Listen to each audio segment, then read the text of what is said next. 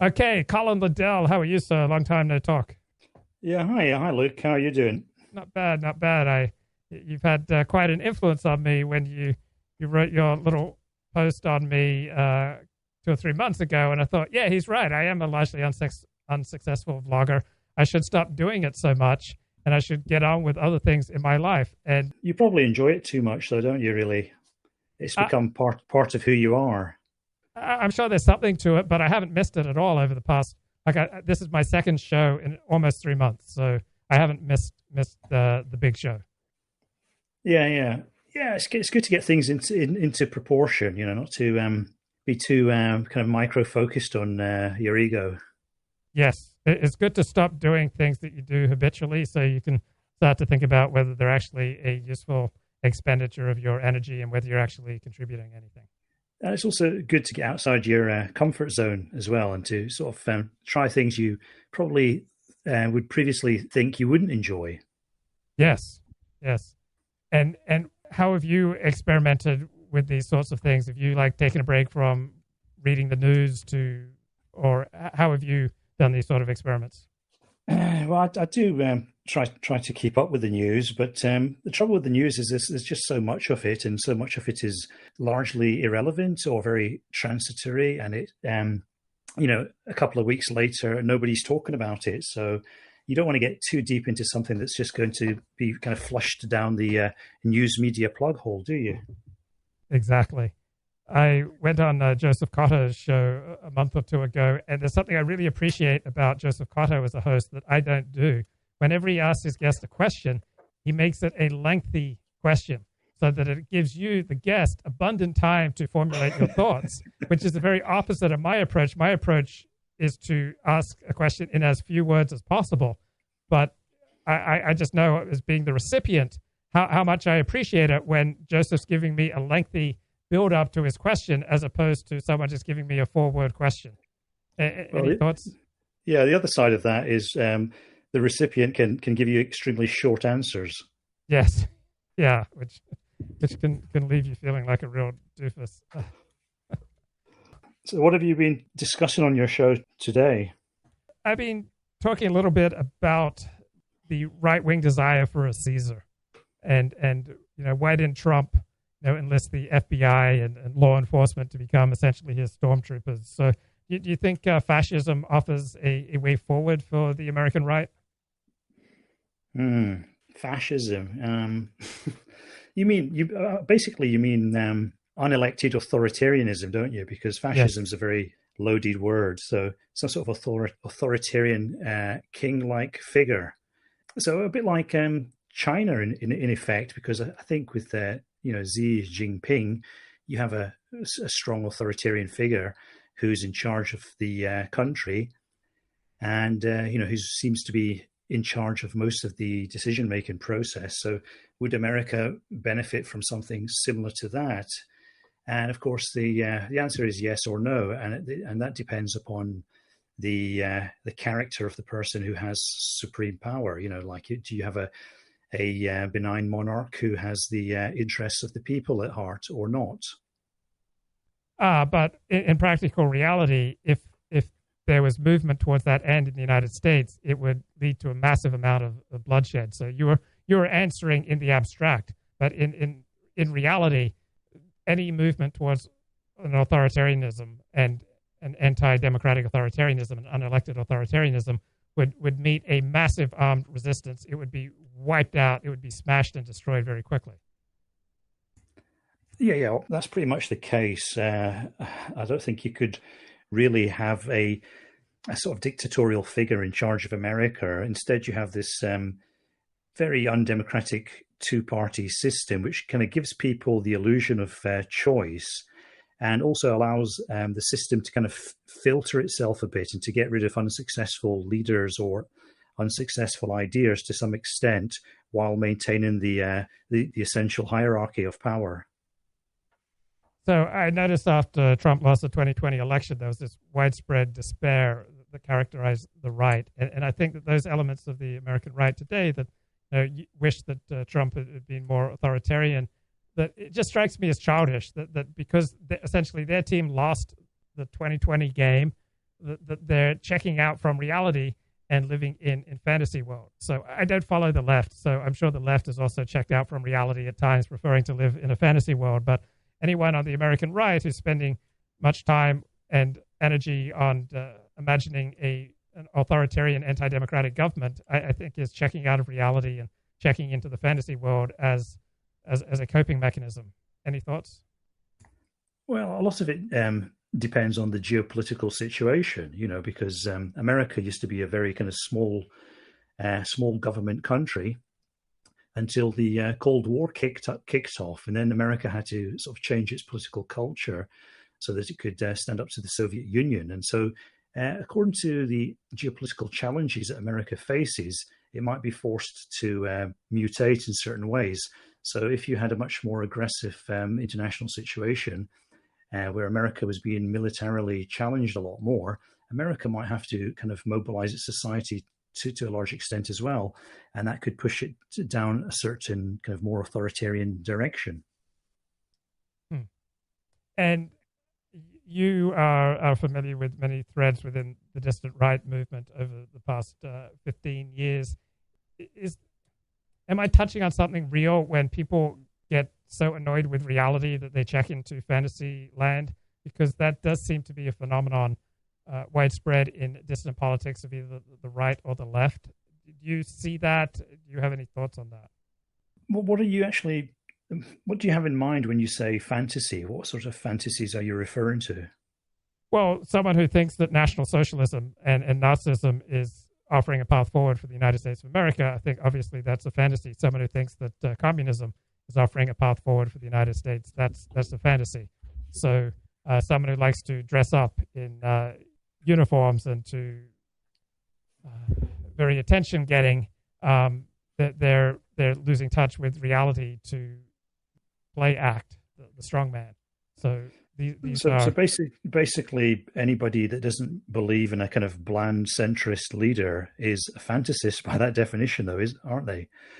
No, everything's time and place. In the United States of America, Nazism is not a viable path forward. Anyone who promotes Nazism in the United States is checking out from reality. Now, in a certain time and place, Nazism was the dominant ideology and government of Germany in 1930s and 1940s. So everything's time and place. So in certain times and places, right wing or left wing. I know, I get that, Luke, but you can turn the argument around and you can say that actually in 1920s and 1930s Germany, the Nazi Party was a kind of fantasist party, but they happened to get the right breaks, and so their rather kind of weird concoction of political ideology happened to sneak into power. And there's 100 different things that could have happened, even in the early years of the 1930s, to have kept the Nazis in their box. And also, you could say the Bolshevik Party in Russia was, in 1913, the Bolshevik Party was a kind of fantasist party. But what happened in 1914 was World War I, and essentially Tsarist Russia suffered military defeat and severe dislocation, economic dislocation and chaos, and that allowed the Bolsheviks to seize their chance. So these small fantasist parties, if things go their way, if they get the right breaks, they can actually do a lot more than you might expect from them. Interesting pushback. One thing that I encounter a lot in the distant right is this notion that we're living in a dystopia. So the United States is a dystopia. Australia is a police state because they have social distancing and mask mandates, or we have widespread vaccine mandates in the Western world. What's your attitude towards people who have above average intelligence and they're living in first world industrialized nations, whether Australia, England, the United States, and they proclaim that they're living in a dystopia? Any thoughts? Yeah, I think they are being a little bit gay and hysterical, to be honest. I mean, I think life is a lot easier for the present generation in almost every country than it has ever been in the past. But that's not necessarily a good thing, because just because you give people what they want, which is a lot of individual choice and material comforts, that doesn't mean it's actually the best thing for them, either individually or as a group. I mean, we see this quite obviously in the West, where everybody has a lot of individual choice, including women, and most women choose to get married rather late. And if they have children, they tend to choose, a relatively low number of children, which means that the basic fertility rate is about 1.5 in most developed Western countries. So that's not exactly a recipe for long-term success. And this British MP, Sir David Amess, was murdered by a Somali immigrant. And anything that you've seen that is increasing your suspicion that Sir David may have been murdered because of his links to the Emir of Qatar? Yeah, he was murdered about a week or so after he came back from an all expenses paid trip to Qatar. One of the other MPs who went on that trip with him, somebody from the Labour Party, he also got a very specific death threat on account of that trip. So it seems that these politicians are blindly stumbling into certain kind of political tensions that they are not really aware of regarding Qatar and its interference in Somalia. So the Middle East, there's all sorts of feuds and rivalries that are going on all the time that most people in the West are not really even aware of. We tend to see the Islamic world as some sort of monolith, and we don't actually realize that there's a lot of infighting going on. There's all sorts of shades of different belief and loyalties and tribalisms that are constantly jostling with each other. And it seems that this killing of Sir David Amess, it might have been a much more specific crime than people realize, because he is somebody who, Somalians in the United Kingdom would actually view as being quite closely connected to the Qataris, who are, of course, very, very deeply involved in Somalian politics. So I'm sort of watching this case with interest to see what else comes out. Now, when Donald Trump was president, there was almost an absence of Islamic terrorism. Do you think that those two things had anything to do with each other? I think you'd have to check the timelines there. I think there were some quite severe instances of Islamic terrorism during Donald Trump's tenure, but also maybe these things have a kind of wave pattern, so they come and go like that. And I think, generally speaking, the kind of idea of Islamic terrorism does seem to be losing some of its impetus. And maybe a lot of that's got to do with the relative demise of Islamic State after they lost their caliphate, and they've now become they've been pushed underground. Yeah, but there's also other things going on. I think there's all sorts of other long-term trends. And for example, one of the trends that I try to look out for is the Putin plan. And the Putin plan is this geostrategic vision that Putin has, which is to try to line up all the oil producers into a block. And this might be also something that's going on. So things like ISIS, things like the civil war in Syria, they're all facets of this long-term geopolitical, economic oil strategy to kind of exert political power. Are there any politicians in the world today who you find interesting or particularly compelling? Well, yeah, I mean, there are quite a few actually. If you think about it, obviously whoever's in power in China and Russia are worth following. In Europe, it's a bit less. It's kind of satisfying to look there. You have all these rather bland centrist politicians who come and go, who don't seem to really have much in the way of principles or vision or ambition beyond their own temporary careers. There's this new guy in France, Zemmour, who's come on the scene recently. he might be worth keeping an eye on. But to me, I kind of feel he's more like a spoiler candidate to help get Emmanuel Macron back in for another 5 years. And what do you think of Japan's new prime minister? Anything in that development and reaction to it that grabs your attention? Oh, yeah. What's his name? I think it's Kishida. Yeah, I did an article at Trad News where I said a suit beat a shirt and tie to become the new prime minister of Japan. So they're both very much standard issue Japanese politicians. Actually, the guy that lost the final face-off was actually slightly more popular with voters, from what I could pick up.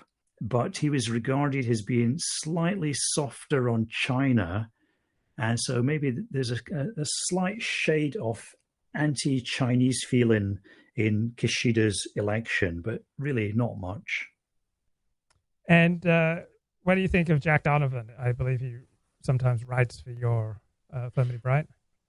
Oh, no, we don't really publish his stuff anymore. But in the past, we had quite a lot of content by Jack Donovan, and he was recently on the highly esteemed Lipton Matthews show, and so I thought I'd post that on the Affirmative Right site, and just for old time's sake. It was quite an interesting chat between Lipton Matthews, this young Jamaican libertarian, and grizzled old pagan Jack Donovan. And how much value do you get from listening to Lipton Matthews? Well, I think he talks to a lot of interesting academic people, and I think they're kind of happy to talk to him because he's a young black guy who's quite intelligent, and so that gives him a lot of entry points into academia, and so he can get some quite highly distinguished people on his show with very little effort, I feel. And how would you describe Jack Donovan to people who don't know him? I'd say he's a homosexual man, but not a particularly gay man. And I'd probably mention his pagan affiliations or affectations, depending on your point of view. And how would you describe Moldbug, aka Curtis Yarvin? Well, I think he is a bit of a LARPy character, So this is the trouble with the Dissident Right, though. There's too much variety. Variety and diversity is not our strength. And so there's all these kind of colourful little projects going on. Jack Donovan's paganism, Curtis Yarvin's sort of weird 21st century monarchism. You have Bronze Age pervert and his sort of bodybuilder baby talk thing, So you have all these kind of weird distractions from actually achieving anything. I think Pill Eater has developed this critique quite a lot. He sees the Dissident Right as a kind of punk rock thing, it's a kind of subculture, an outsider subculture. And so you have all these weird mutations trying to be weirder and more different from each other. And it just means that there's a lot of extraneous content in the Dissident Right, which is not focused upon the real problems. The Dissident Right has got into the habit of distracting itself from what it should be focusing on. And how would you describe Pill Eater to someone who hasn't heard of him? Yeah, Pill Eater. I wouldn't try it. Honestly, I just wouldn't try because, if you're talking to a normie and you try to explain who Pill Eater is, it's not going to end well, is it? And how much thinking do you decide on who you will publish and not publish on Affirmative Right? Has it ever been wrenching? It's like, oh, this is too edgy, or this is too boring. How do you process the alternatives that you have to publish on Alternative Right? Yeah, the content that I publish on Affirmative Right, I have to go into it. I can't just publish things blindly. I mean, occasionally I might publish something blindly if it's somebody who has a very solid reputation with me. But I tend to have to go into it, see what they're saying. Is it interesting? Is it going to be a source of potential trouble? So all those calculations have to be quickly made in your mind before you go along with something. But, there's no real barriers. I'm quite happy to publish different people who don't agree with each other or who don't agree with me, as long as they have something of interest to say. And have you considered this new religion of Apolloism? Again, this is exactly what I was talking about. The Dissident Right constantly makes distractions for itself. We've got Jason Giorgiani's thing. The which one's that again? Promethianism. Oh yeah, Promethianism. How could we forget? And that's a crock of shite as well. Once you start going into it. And this Apollonianism, it sounds that sounds kind of interesting. I wonder what's going on there, But again, it's just a lot of codswallop, really, a lot of time wasting, distracting bullshit. And what do you think about the rise of secular gurus like Jordan Peterson, Sam Harris, Eric Weinstein, Brett Weinstein, the intellectual dark web? I mean, these guys get millions of views, millions of listens. It's kind of stunning from where I stand that they've achieved such success. How do you understand the rise of secular gurus? Well, I guess they have some sort of talent. They they have something to say which rings true with a lot of people. Like Jordan Peterson. Some of the things he says, you have to agree with. You have to nod along in agreement, and they do strike a chord with a lot of people, and they do speak sense. But what I tend to find out is that they have quite a narrow focus. They focus on a limited number of ideas and issues, and what they say about that limited number of ideas and issues is quite good. It's quite compelling, and people who listen to that at the time, they think this guy's really talking sense. He must have the answers, quotation marks. And so people start to kind of start to delude themselves that this guy knows more than he actually knows. And so people start to build them up because they can talk sensibly and very, very eloquently about certain issues and certain ideas. People start to build them up and assume that they can do that across the board and they can clear up all the mysteries, so to speak.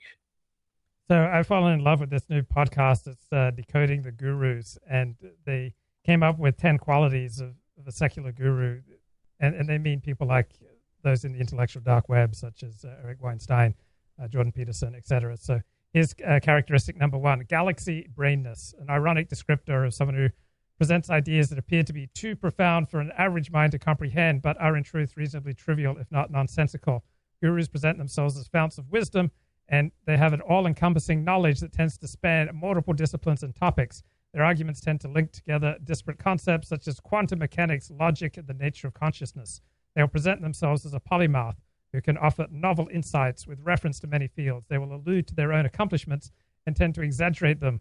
They will confidently offer hot takes on technical topics and with a wave of their hand dismiss the perspectives of genuine experts.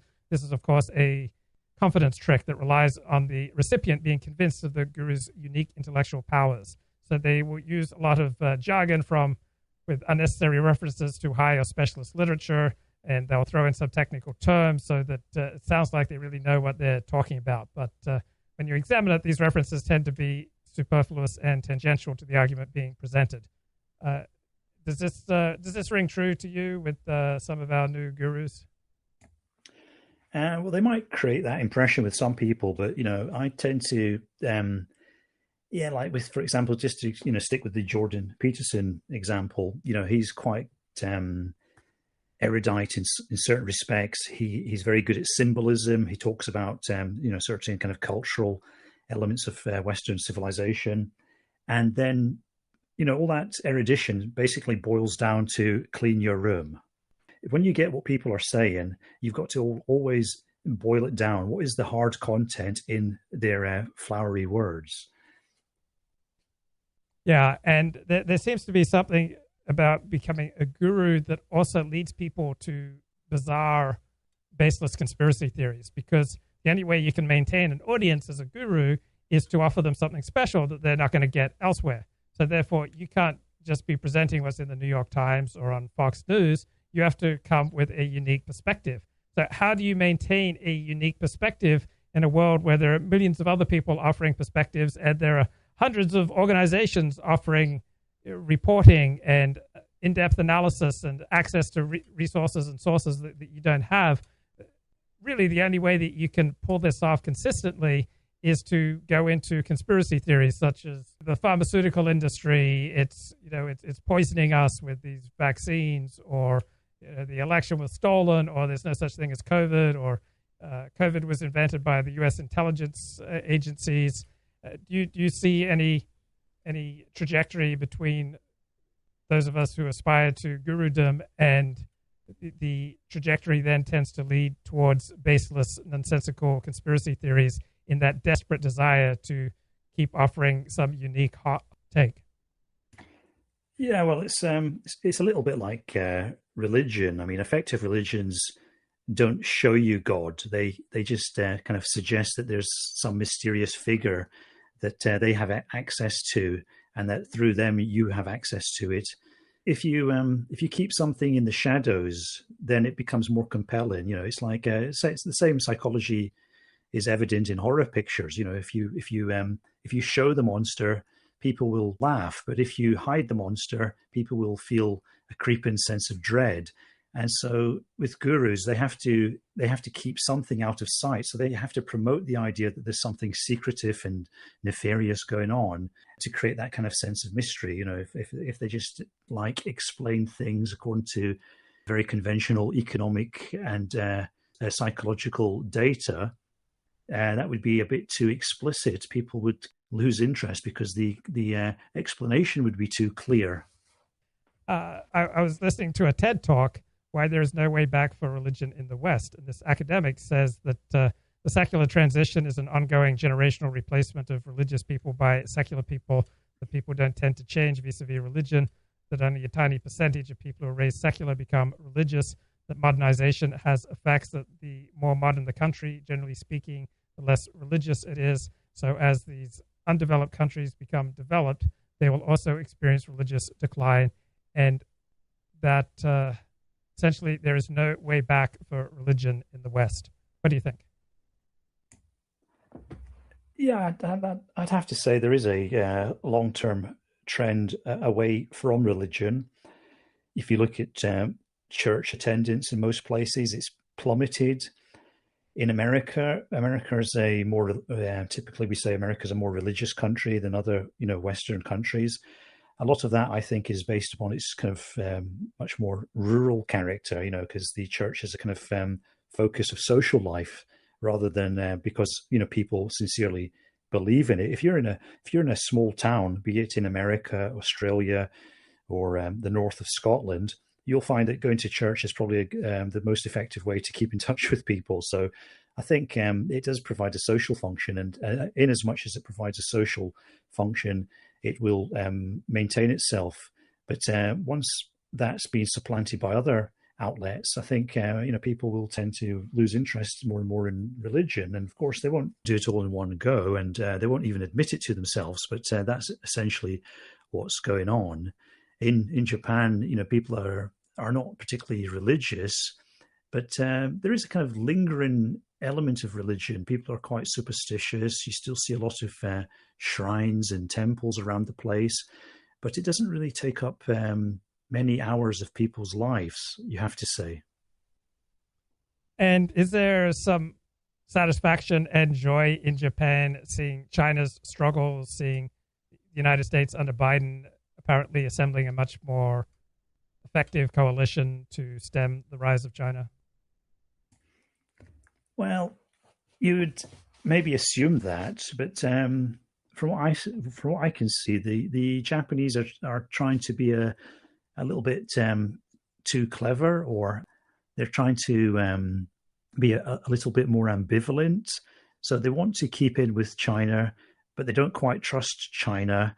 And so they feel that they need America, but they don't want to make it too much of a kind of confrontational situation. The Japanese culture doesn't really favor overt confrontation. They try to diffuse situations like that as much as possible, possibly because once it moves into a confrontational situation, they tend to take those kinds of things rather too seriously. Is there anything about China's troubles, such as with Evergrande, with 2/3 of the country lacking adequate power, to being a pariah state on the world stage? China has very few allies. Is there anything in China's trajectory over the past few months that you found interesting? Well, I think there's definitely evidence of a kind of great U-turn on China. I mean, a couple of years ago, everybody was all about, what a great, country China is. We want to do more business in China. We're hoping to open our office in Shanghai, blah, blah, blah. All this sort of thing was going on. And now it's all going the other way. So there's obviously been quite a marked U-turn.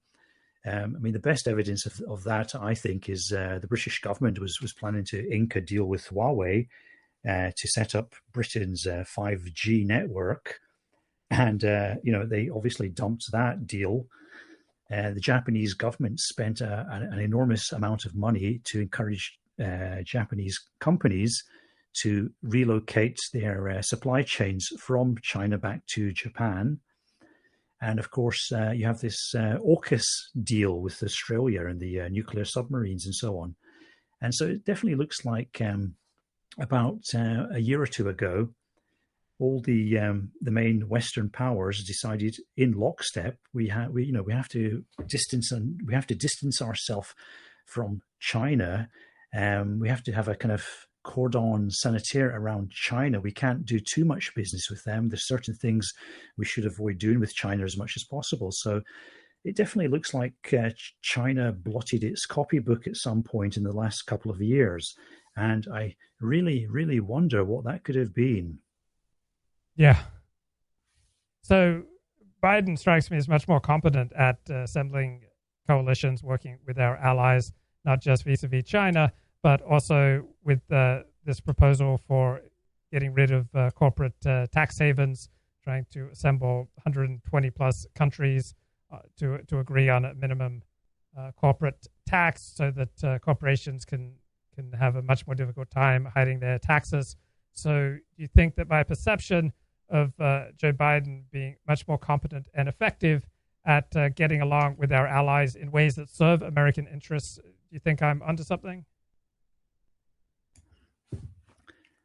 Probably, yeah. I mean, I think the America's allies tend to prefer Democrat presidents, it seems, because George W. Bush wasn't that popular in Europe either, but they quite liked Obama. And then they kind of, I don't think anybody really liked Trump that much, except for, a few people in Britain who identified with that kind of demographic in America that voted for Trump.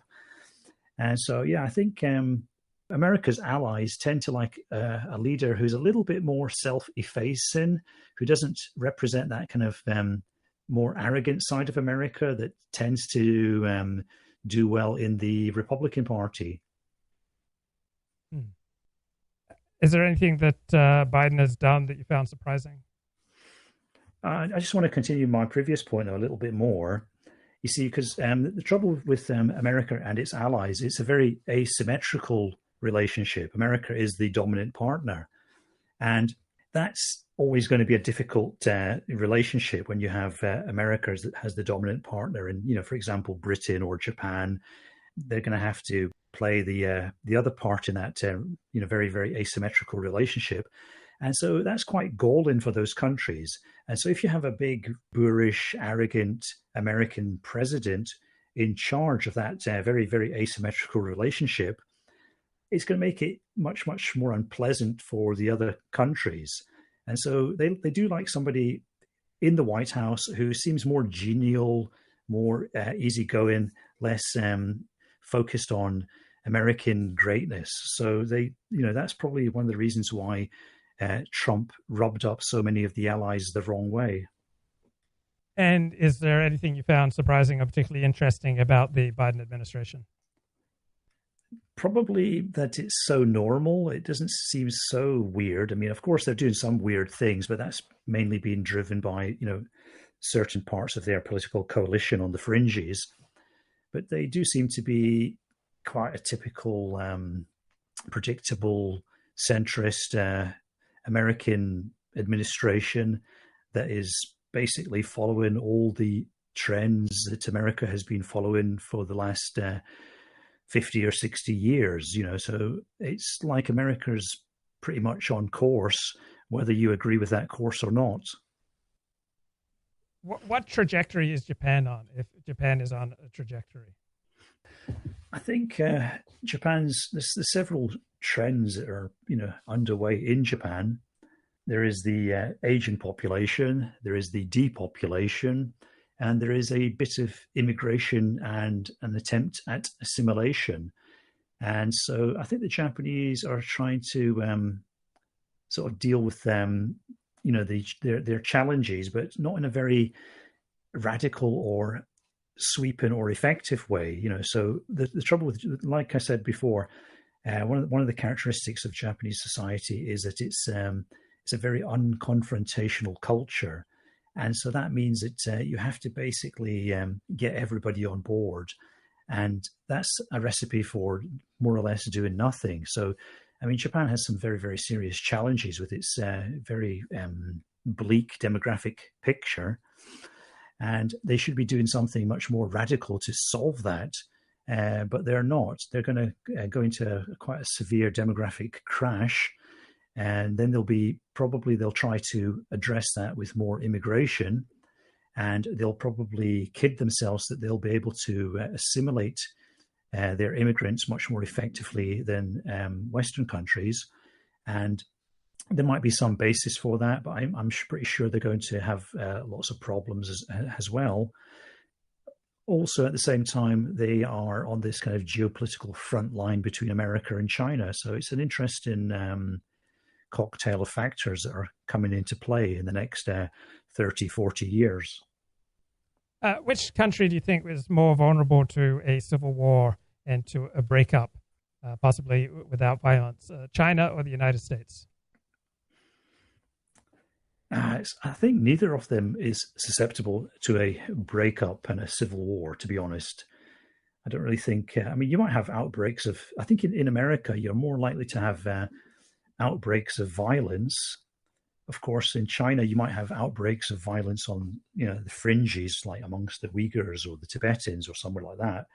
But I think America, you're more likely to have outbreaks of violence, but they wouldn't be able to really go anywhere. It's not like Yugoslavia, where you had clear fault lines that could, you could actually hit on and divide up the country into warring states. And nor is it like the Soviet Union. I mean, you could say America has, some of the states might swing away from the federal system, but I don't really think that's going to happen either. I think, like when you have a Republican president, you have states like California, or people in states like California talking about secession. And then when you have a Democrat elected, you have people in Texas and, one or two other places talking about secession. But it never really goes anywhere. And if it did start to go anywhere, then I think all sorts of other corrective forces would come into play. So I don't think it would actually happen, because America gets too many geopolitical benefits from being a large, powerful continental country. About 6 years ago, my psychotherapist said to me, do you think you're so radical in your politics because you're so passive in your life? Do you see a connection between people who are passive with regard to their own life, their own welfare, their own career trajectory, their own trajectory towards possible marriage and children, incredibly passive with regard to their own interests, tend to be often the most radical in their political orientation, as opposed to people who are quite assertive in their own life, who are building a career, who are building a life, who are building a family. They tend to be much less inclined towards radical politics. Any thoughts? Well, I wouldn't say you're that radical, to be honest. I think you're quite a moderate, kind of sensible, middle-of-the-road kind of guy. I think you are very heavily focused on politics. It's a kind of interest of yours, obviously. And often people who have a sense that they lack power do become quite interested in politics. It makes them feel like they've got their finger on the pulse, and they feel a kind of vicarious sense of empowerment through following politics. I think there is some evidence that is true. Yeah, but you're not a radical. No, you're not a radical. What would you call your most radical beliefs? I wouldn't say them on YouTube, and I've had some more radical tendencies in the past. So the last 4 years, I've become progressively less radical. But so you're in detox. Yes, I'm in detox. But I'm also humbled by my own stupidity, Colin, because I thought that the alternative right was on a trajectory to very well become the most powerful right-wing movement in the United States. I thought that many of the people in it were considerably more competent than they were. I thought that they were at a much higher intellectual level than I've come to see them. So Jared Taylor has not fallen in my esteem, and Peter Brimlow has not fallen in my esteem. But pretty much everyone else on the alternative right has significantly fallen in my esteem, and I don't blame them. I blame myself. It's like, how was I such an idiot for thinking that these people could assemble something and build something? So I feel like a right fool, Colin, because I thought the alternative right was building towards something. It seems to have been built into this court case that will open soon in Charlottesville. That's going to be pretty interesting. Obviously the alt-right was deeply feared. That's pretty obvious because they've really done a lot to take it down, completely changed the way that the internet works. They've completely changed the way that these platforms like YouTube operate. And there's been so much deplatforming and demonetization and all sorts of attempts to isolate and cordon off the ideas associated with the alt-right. And this is culminated in this Charlottesville case where they're going to probably try to, permanently bankrupt a number of people to make examples of them and so on. So kind of looks like they were really, really scared of the alt-right for a while, and maybe they had good reasons to be. But then it's such an ignominious collapse. I mean, is that that's because people didn't listen to me. That's basically why that happened. So, in a nutshell, I used to call a right-wing Jewish friend, and we would often talk, and we'd often congratulate each other as like we're the only two people among the Jews who really know what's going on. That how powerful that this alternative right thing is going to be, and what a challenge it's going to pose to Jewish welfare. And we would pat each other on the back for our prescience. And then the alternative right had such an ignominious fall. And now I'm just embarrassed that I ever thought that it could build to a powerful place in America. But then you made a good point that it has changed America. It's changed communication technology, social media, and it generated such an enormous backlash that maybe from the strength of the backlash, maybe we can deduce from that something about the threat that the alternative right presented before it was absolutely crushed. So, United Kingdom and Boris Johnson, anything there that you found interesting over the last few months? Oh, God, I'm racking my brains here. Not really, no. No, it's a blank, sorry. Okay, what books have you been reading the past few months? The Jungle is Neutral by Spencer Chapman. He was somebody who was left behind when when Singapore and Malaysia fell, and so he was in the jungle conducting guerrilla warfare, and it's pretty interesting. It's very, very detailed. All these jungle camps and what they ate, and how they kept out of the way of the Japanese, and so on. Wow, that sounds like a great book.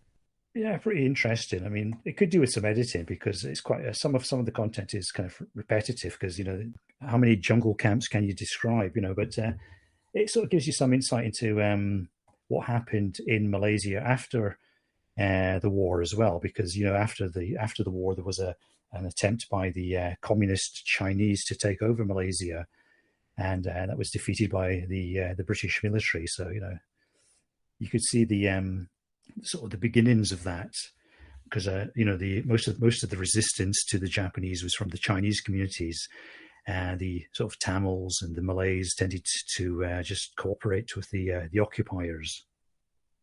Okay, Colin, I have to run off. It's great to talk to you, my friend. Yeah, nice talking, Luke. Take care. Bye. Take care. Bye-bye.